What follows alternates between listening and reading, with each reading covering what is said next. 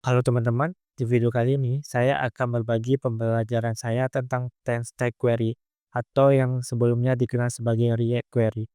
Walaupun saya masih dalam tahap belajar, saya ingin membagikan apa yang sudah saya pelajari sejauh ini.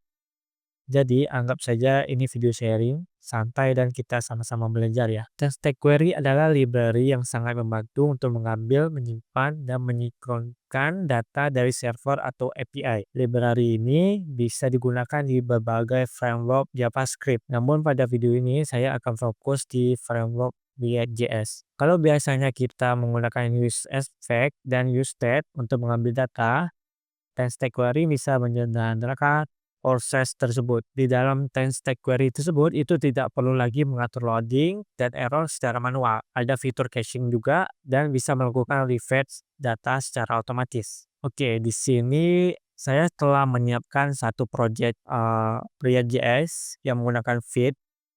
Sebagai contohnya, pertama-tama saya akan menyontohkannya terlebih dahulu menggunakan use effect atau mengambil data API, dari API menggunakan use effect. Jadi kita bisa membandingkan dari use effect dengan test tag query, apa saja yang beda nantinya. Oke, di sini, pertama-tama saya akan menambahkan state baru terlebih dahulu ya, buat state baru. Yang mana di sini saya akan buat state data, terus eee, set data, terus di sini saya panggil, useState dari React. Isinya nol terlebih dahulu datanya kita buat. Di sini saya copy saja, saya buat lagi, loading, state loading ya. Ini untuk loading-nya, terus set loading, wait, set is loading. Ini true, saya buat, terus, yang terakhir error, state error, set error. Oke, di sini nol juga. Oke, langsung saja di sini, saya menggunakan, API ini ya, untuk sebagai contoh datanya, API dari ada JSON placeholder ini, yang dimana memiliki data to-dos atau data to do lah. Oke, di sini saya buat use effect-nya. Use effect saya panggil dari React, saya buat arrow function seperti ini, terus, di sini saya panggil variable fetch, to do, terus saya asynchronous, saya buat di ini, terus saya try catch, saya, panggil loading ya, saya, state loading, is loading, terus saya buat true, terus, di sini saya menambahkan delay ya, menggunakan promise resolve delay untuk menampilkan nanti, loading biar kelihatan loading.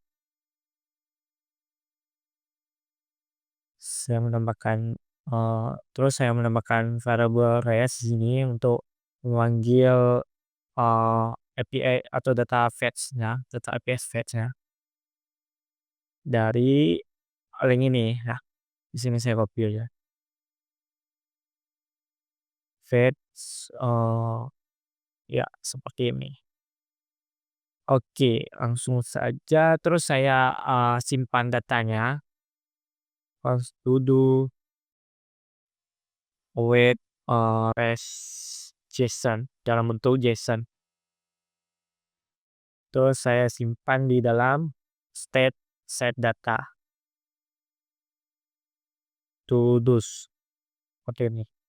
Oke, untuk errornya di sini saya tambahkan, panggil, state set error untuk memunculkan, pesan error nanti. Terus saya tambahin finally dengan dengan state loading false, set is loading false. Karena saya menggunakan test script di sini, saya tambahin ajalah seperti tipe datanya, oke biar nggak error lah. Oke, terus di bawahnya saya panggil fetch to do seperti ini. Oke oke, udah jadi sih use efeknya seperti ini. Sangat panjang banget itu kan kodenya. Kita harus buat, apa, ya buat stack-nya lagi satu persatu. Oke, di sini saya akan nampilkan datanya ya.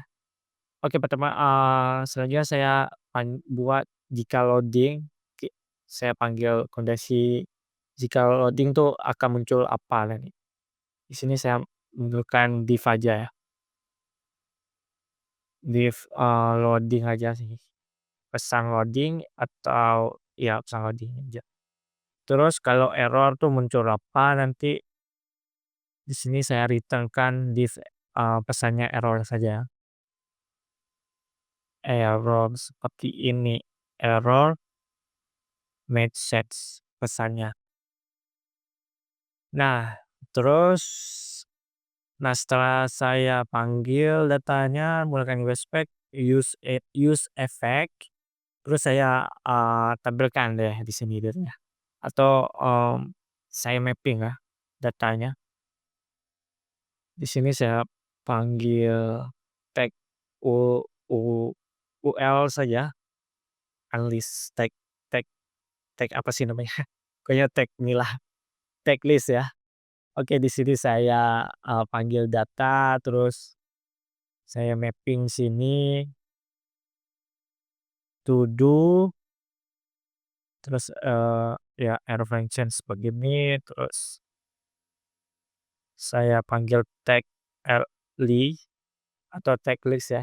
Terus saya tambahin key-nya di sini biar nggak error, to do dot id. Terus di sini saya tambahin strong seperti inilah, teks strong biar ada highlight bold-nya nanti tulisannya. To do title, terus di bawahnya saya tambahin, eee, complete lah.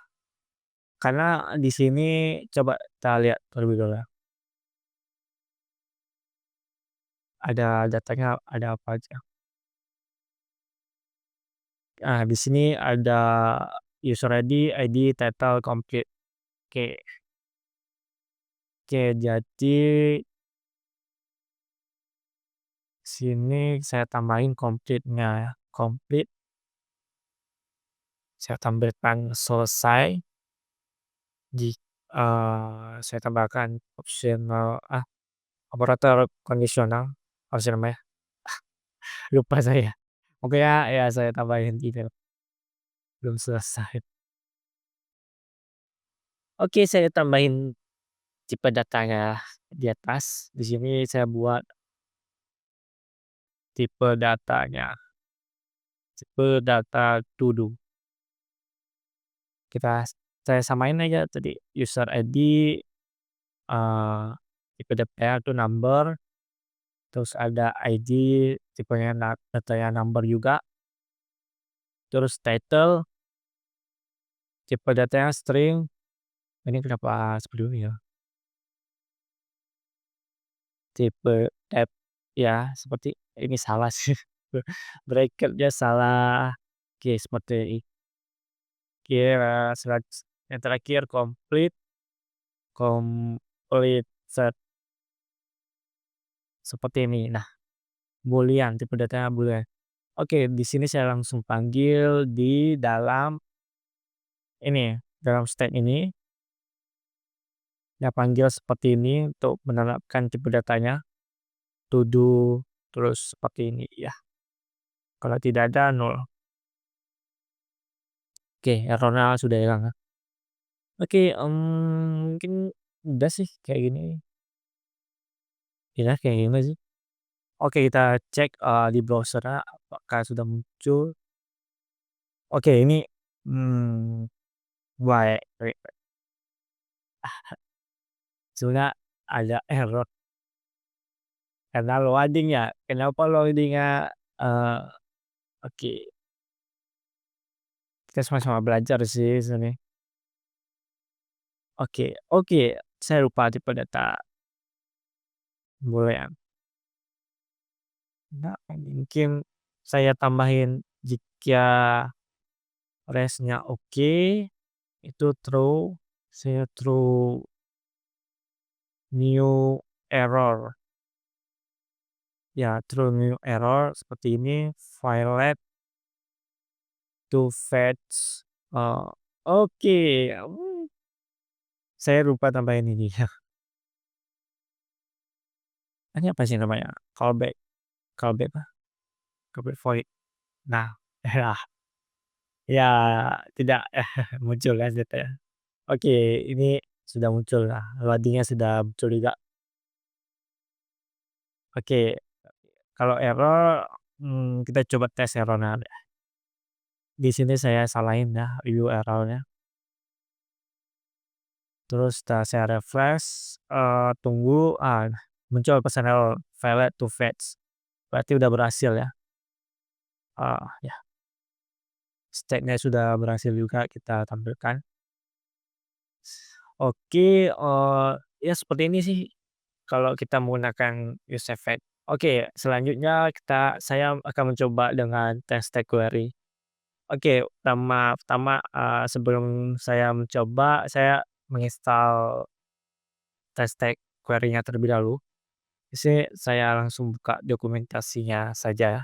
Oke, jika kalian, pengen belajar suatu teknologi baru mungkin ya atau library baru, se setidaknya kalian harus baca dokumentasinya atau setidaknya nonton video YouTube lah, paling gampangnya sih seperti itu sebenarnya. Saya juga, sebelumnya juga menonton video YouTube dan juga, sedikit membaca dokumentasi. Langsung saja saya install ya. Di sini saya copy saja command line. Saya menggunakan npm, sini saya install library-nya, di sini saya copy paste. Oke, pertama-tama setelah kalian install, jangan lupa dibungkus, maksud saya aplikasi kalian tuh harus dibungkus, dengan provider test tag query. Ya, kenapa harus dibungkus? Ya, sederhananya sih biar library tersebut berfungsi di aplikasi kalian. Cara bungkusnya, kalian bisa, pergi ke di file main.tsx. Ya di file ini saya tambahin, saya buat variabel terlebih dahulu. Variabel, dengan nama query client. Di sini kalian bisa buat, terserah buat nama variabelnya sih, terserah kalian sih mau buat apa. Oke di sini saya membuat, query client-nya, nama variabel query client, saya memanggil, function dari stack query-nya dengan new query client. Nah di sini. Jangan lupa di-import dari Jamstack React Query. Oke, selanjutnya, jangan lupa saya import juga untuk, query client provider sih. Nah, oke di sini langsung saja saya bungkus seperti ini tag-nya, query client, tag app ini kita bungkus seperti ini ya, query query client provider. Saya tutup tag-nya di sini, saya cut ke bawah nih. Nah, oke ini muncul error karena dia property client is missing. Jadi kita panggil saja di sini property client. Nah, client sama dengan query client. Oke, udah seperti ini sih. Setelah itu langsung saja kita panggil data atau fetch API-nya menggunakan test tag query. Oke, untuk di sini saya komen komen aja. Sini ya seperti ini. Pertama-tama saya buat, variabel, terus saya distract langsung, sini data, saya panggil langsung data sama dengan use query. Nah, query seperti ini.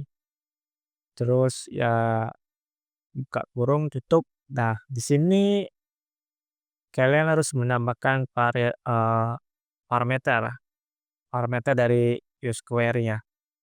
Sebenarnya banyak banget ya, kalian bisa baca dokumentasinya, banyak banget, parameter ya. Kalian bisa pencet di keyboard kalian kontrol spasi kalau di Visual Code ya biasanya. Nah, di sini banyak banget parameternya, ada enable, ada buffer, query key, initial data, query hash, query function, dan sebagainya. Oke, di sini saya, memanggil 2 parameter saja yang default atau yang ya dibilang yang utamanya lah ya. Yang pertama yaitu query key.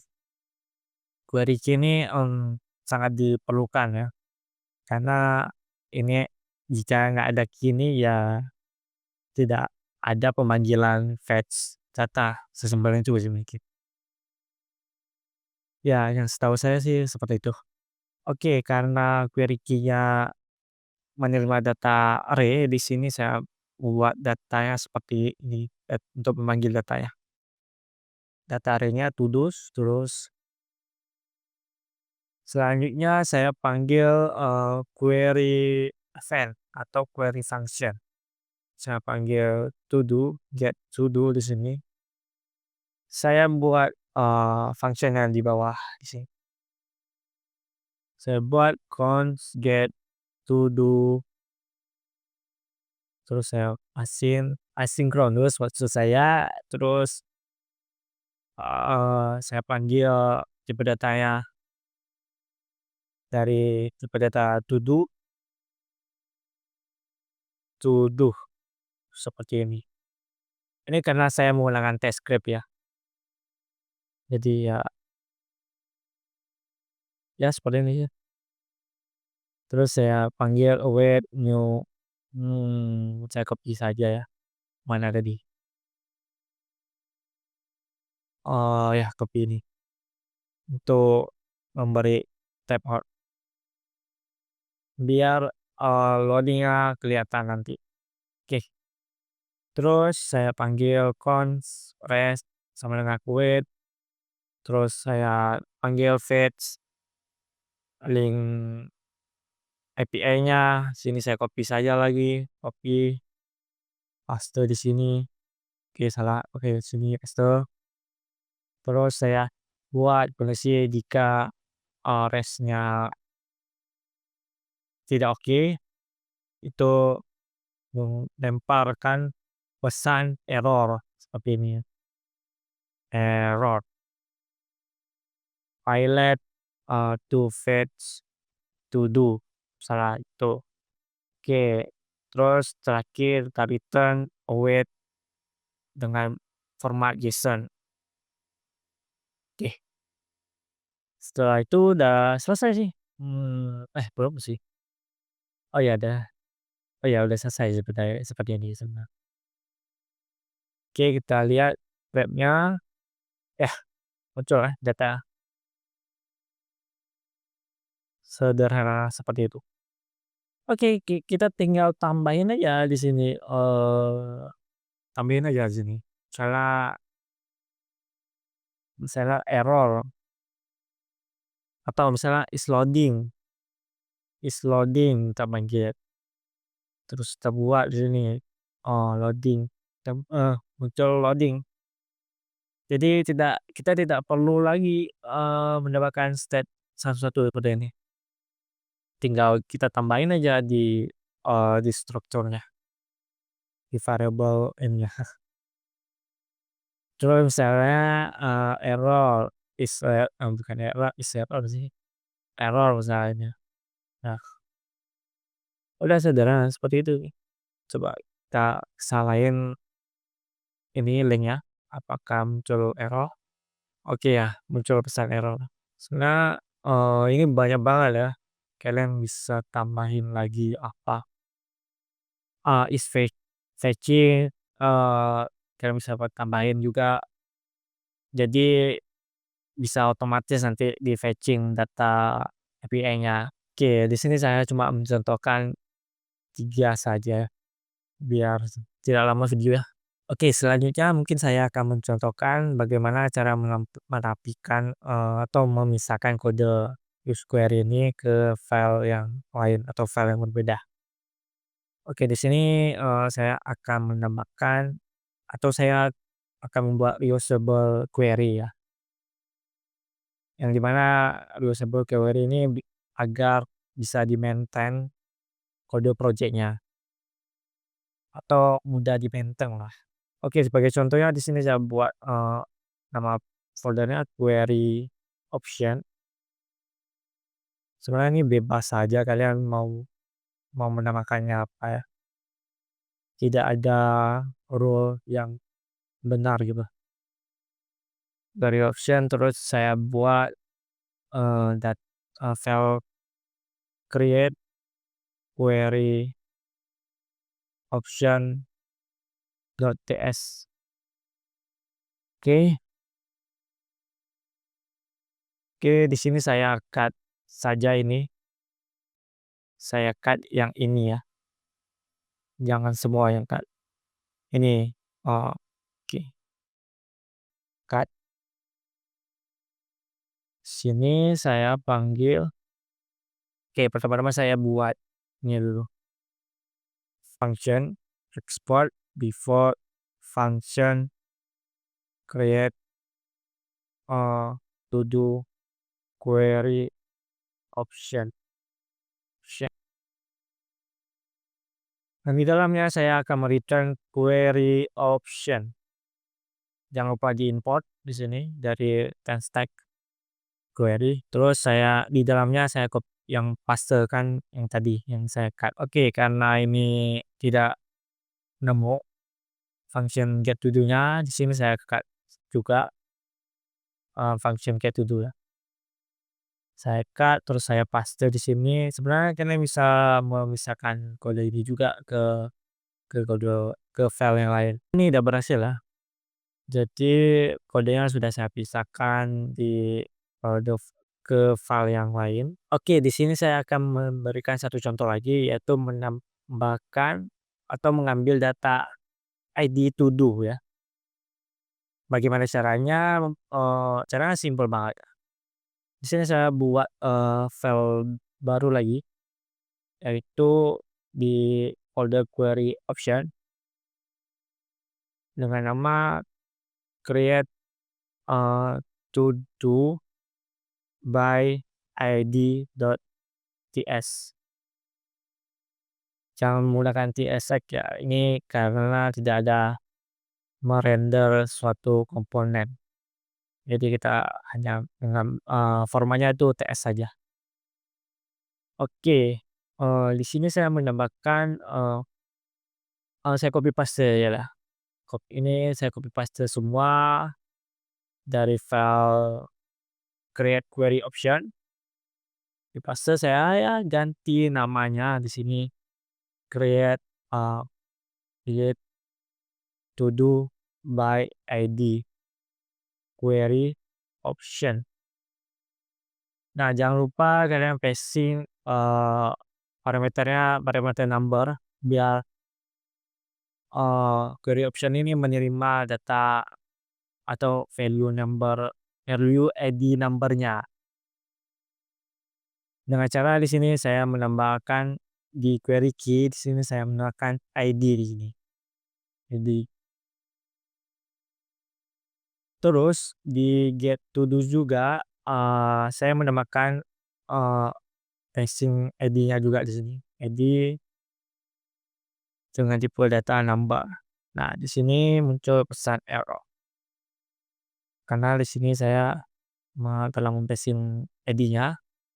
Di sini saya juga harus, passing ID-nya.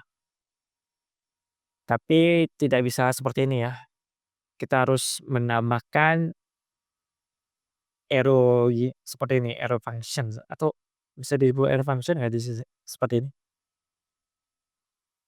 Pokoknya harus menambahkan kurung terus arrow seperti ini. Nah, langsung saja ini muncul error is not defined. Oh ya, saya lupa passing ini juga di API key API di link API-nya juga. Jangan lupa menggunakan backtick seperti ini ya, backtick. Nah, tanda backtick ini eee, dollar, terus jangan lupa slash dulu, slash dollar, terus kurung kurawal ID. Nah, tidak error lagi. Oke, di sini, ya seperti ini sih kalau kita untuk mengambil data to do berdasarkan ID-nya. Kalian bisa menambahkan, data ID-nya di sini, di dalam query key ini, atau menambahkan data ID. Oke, untuk menampilkannya di web atau ya di web, kita bisa, di sini saya copy saja ya, copy, sini saya hilangkan, terus saya panggil di sini create to do by ID. Jangan lupa diimport ya, import nih, create to do by ID query option. Oke, karena ini menerima parameter, ID, jadi kita harus membuat, variabel ID terlebih dahulu. Gimana, bisa tambahin kayak gini nggak sih? Bisa sebenarnya. Ya sebenarnya di kayak gini aja bisa sih. Atau kalian bisa membuat variabelnya mungkin kayak gini, fonts to do ID, ini ID-nya berapa, terus kalian passing di sini to do ID, sudah kayak gini, sama aja sebenarnya. Oke, untuk itu di sini kita hapuskan ini mapping untuk menampilkan datanya di sini. Oh ya ini, saya copy aja, copy sini paste. Karena ini data, jadi kita, sesuaikan saja data sini bukan to do. Saya tambahin tanda ini, tanda tanya. Oke, di sini, saya buat seperti ini ya. Seperti ini untuk rendernya. Oh, jangan lupa diekspor sih sebenarnya ini, ekspor tipe datanya di sini, export app to do. Ya, jangan lupa untuk menghapus tanda ini sih sebenarnya, karena ini hanya menampilkan satu data saja, jadi kita tidak perlu array seperti ini. Ya, hapus saja dan tidak error lagi. Oke, coba saya lihat di sini apa sudah tampil. Nah, sudah tampil sudah. Data to do dengan ID 1 sudah tampil di sini. Oke, untuk video ini cukup itu saja yang bisa saya bahas tentang test tag query. Sebenarnya, test tag query ini banyak banget ya.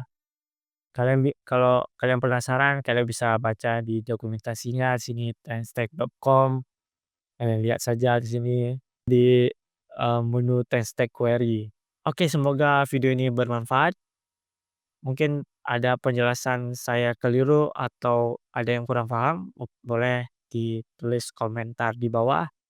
Atau dari kalian ada penjelasan atau pembahasan tentang test tag query ini, boleh juga tulis, di kolom komentar di bawah. Sampai jumpa di video pembelajaran selanjutnya. Bye.